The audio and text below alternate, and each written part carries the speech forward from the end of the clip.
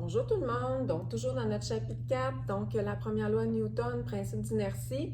Là, on va y aller encore avec le laboratoire 8, la combinaison donc de deux ou plusieurs forces. Donc, c'est pour montrer que lorsque la somme des forces est égale à 0, mon objet est immobile. Je ne sais pas si vous voyez, là, j'ai un anneau ici qui est vraiment donc fixé donc à 3 cordes sur des poulies, puis on a des poids donc qui sont suspendus là pour chacun.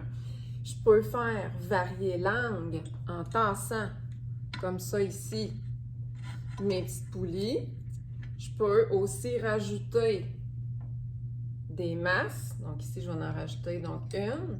Et je sais pas si vous voyez, mon anneau donc tasse. C'est comme si qu'on jouerait donc au souk à la corde, mais au lieu d'avoir les filles d'un côté, les gars de l'autre côté, ou une équipe d'un bord, l'autre équipe de l'autre côté, c'est qu'on aurait un souk à la corde, mais avec 3 cordes comme ça. Fait que c'est sûr que si on tire plus donc d'un côté, ou si on rajoute, admettons, donc une équipe, donc, on pourrait même rajouter une autre corde, donc avec un autre donc, jeu, un autre petit crochet, donc pour aller là, tirer d'un côté.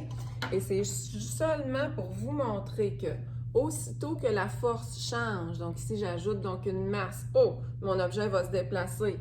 Aussitôt que j'en rajoute d'un ou des côtés, aussitôt que je change l'angle de la force, bien c'est sûr que mon objet donc va bouger. Fait que si admettons que je veux l'avoir vraiment immobile donc au centre, je vais pouvoir en mettre plus. Je vais pouvoir admettons donc changer donc mon angle pour être capable donc d'avoir que la somme des forces donc soit égale donc à 0. Fait qu'on peut s'amuser donc vraiment donc à l'infini pour que mon objet soit vraiment donc dans le milieu.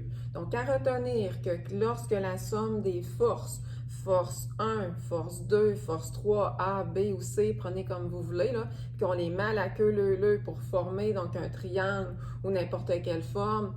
Donc, si la somme est égale donc à 0, ça veut dire que l'objet donc est immobile. Donc, l'objet donc est en inertie, tout simplement. Merci.